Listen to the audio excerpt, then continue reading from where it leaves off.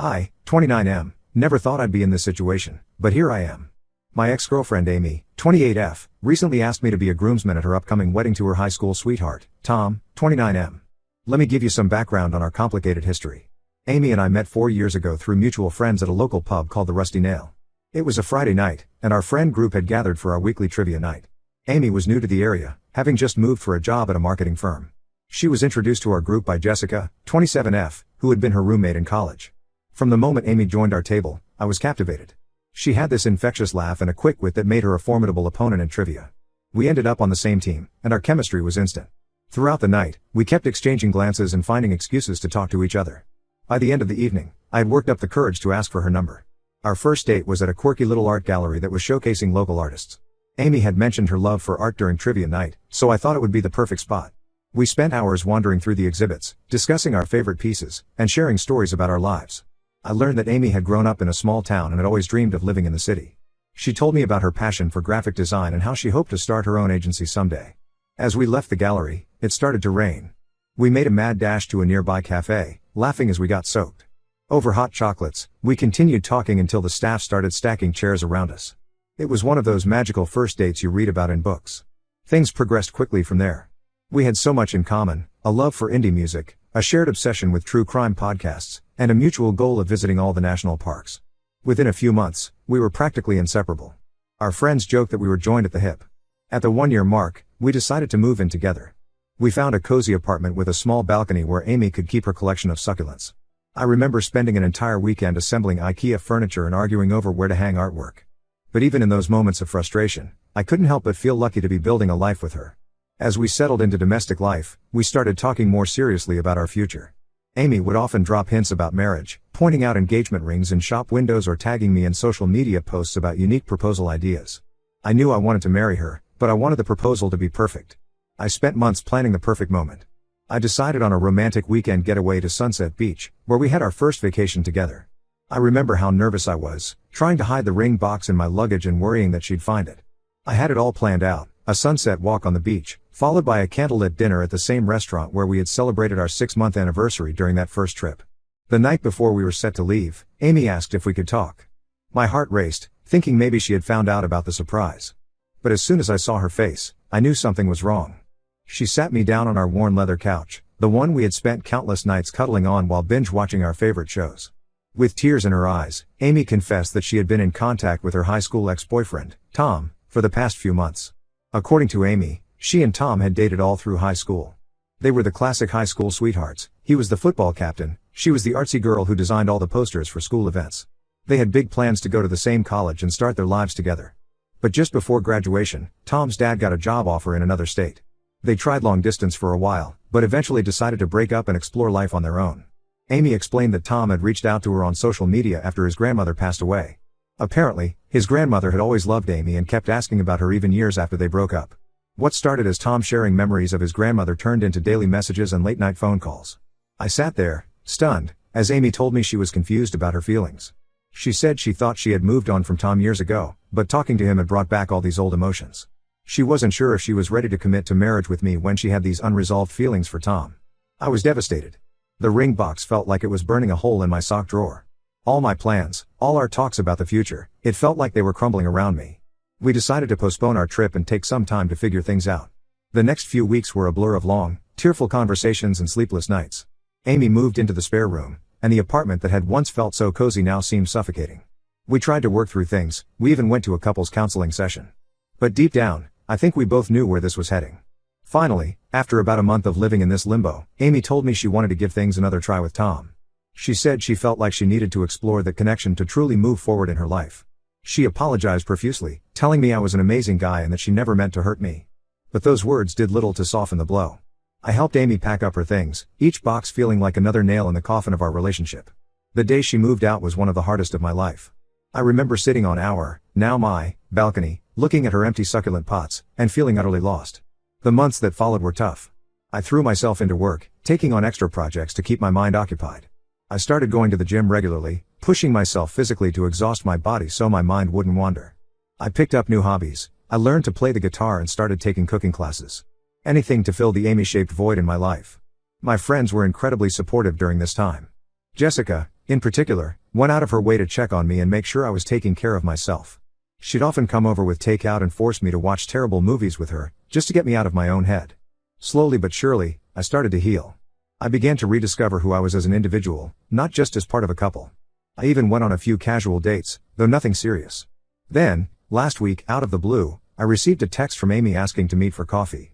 Curious and a bit apprehensive, I agreed. We met at our old favorite cafe, the same one we had ducked into on our first date to escape the rain. Amy looked good, her hair was shorter, and she seemed to have an extra bounce in her step. We made small talk for a bit, catching up on work and mutual friends. Then, she dropped the bombshell. She and Tom were engaged and planning their wedding for this summer. I sat there, my coffee growing cold, as Amy rambled on about their whirlwind romance and how Tom had proposed on a trip to Paris. Then came the kicker, she wanted me to be one of Tom's groomsmen. I nearly choked on my coffee. Amy explained that Tom didn't have many close male friends in the area, as most of his buddies were still back in his hometown. She thought that since I had been such an important part of her life, it would be nice to include me in their special day. She said it would mean a lot to both of them if I agreed.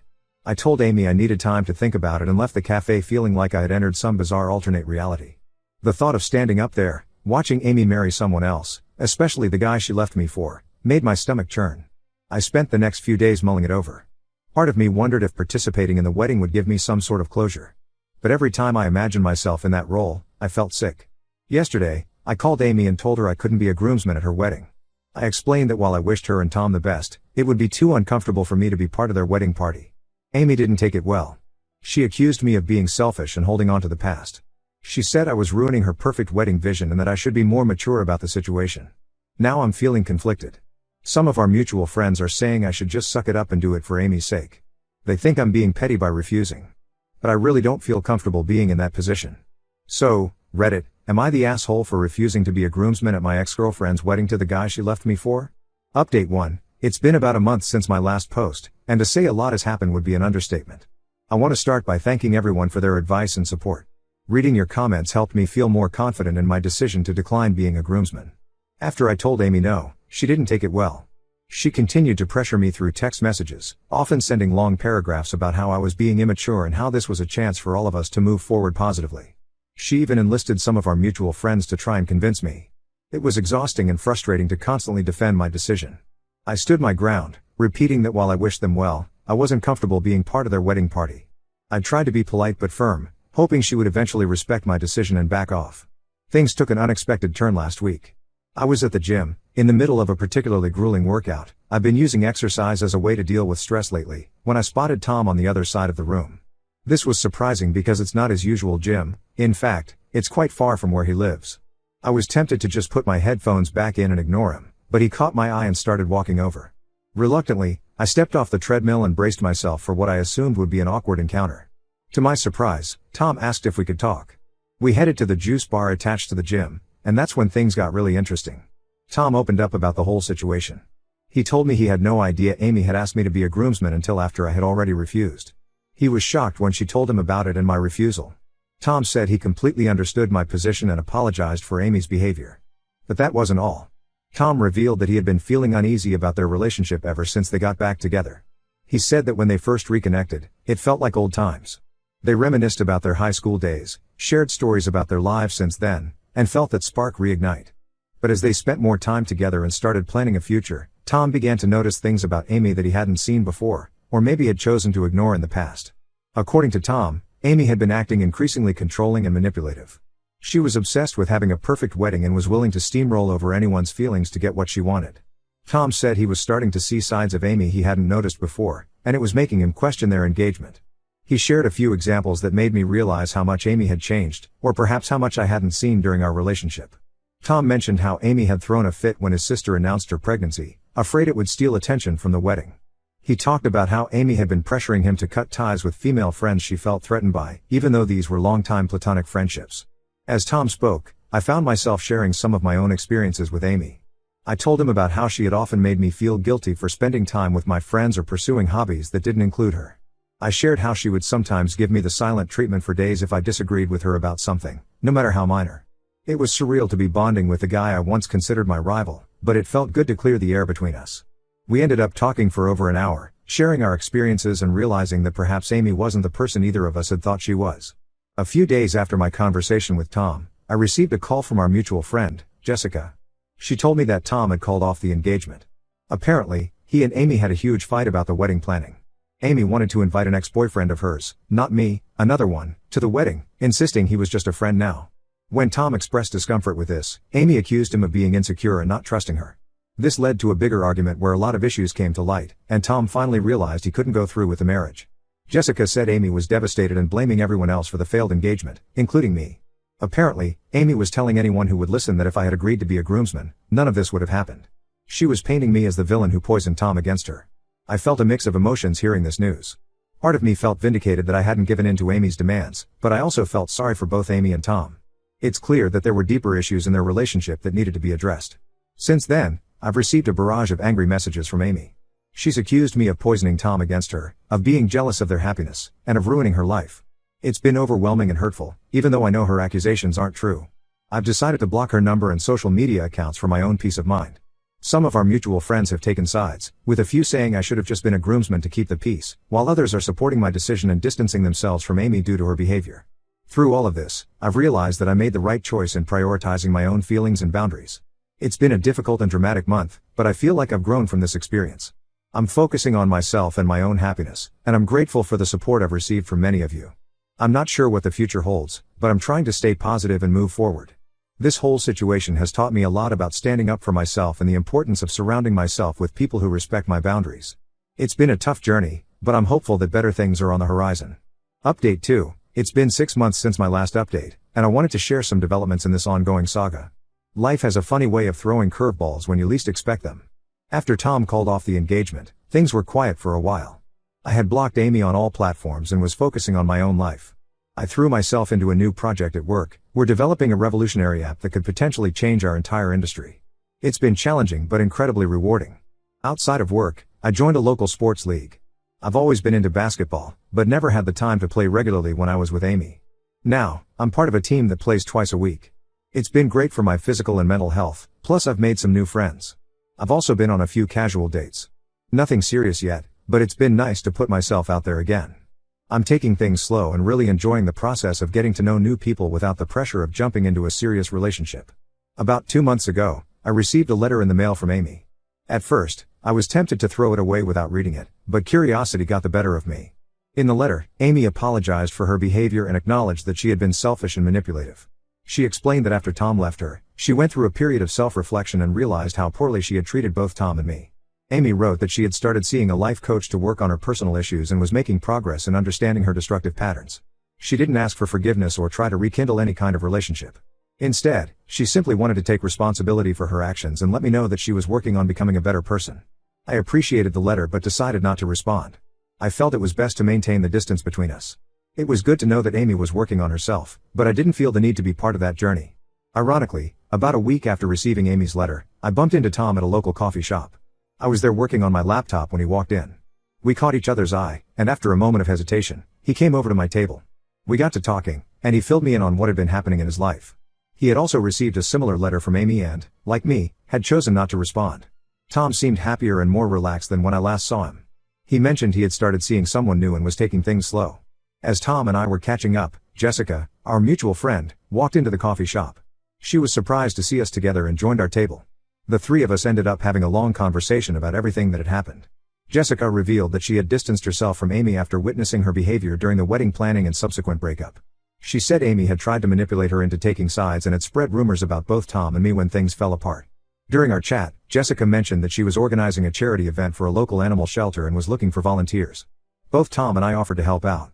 Over the next few weeks, the three of us spent time together planning and preparing for the event.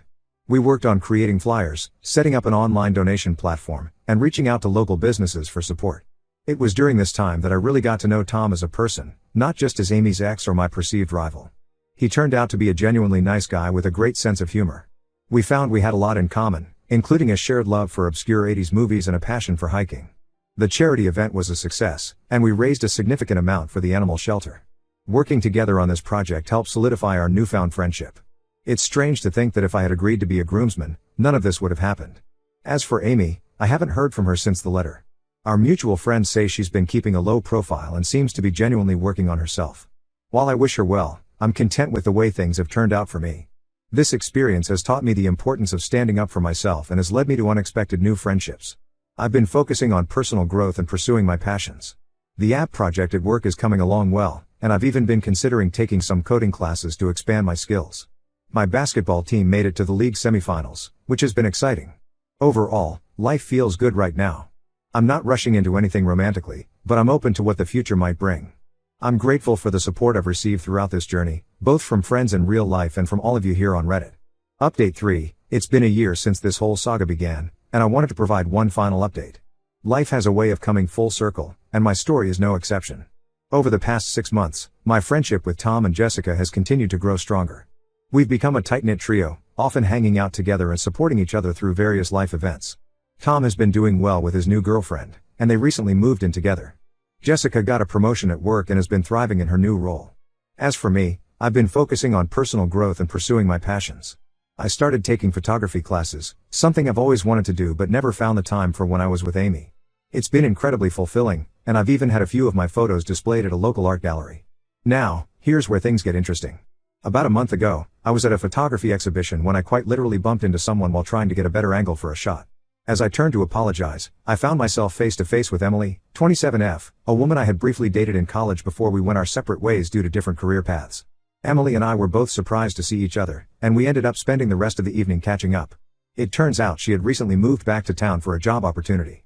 We discovered that we both shared a passion for photography and had a lot in common that we hadn't realized back in college. We've been seeing each other regularly since then, and things are going really well. It's still early days, but I feel a connection with Emily that I haven't felt with anyone in a long time. She knows about my history with Amy and has been understanding and supportive. Interestingly, last week, Tom, Jessica, Emily, and I all went out for dinner together.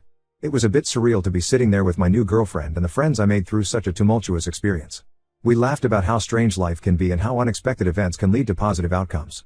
As for Amy, I heard through the grapevine that she's moved to a different city for a fresh start. I hope she's found peace and continued to work on herself. While I wouldn't wish the pain and drama of the past year on anyone, I can't help but feel grateful for where it has led me.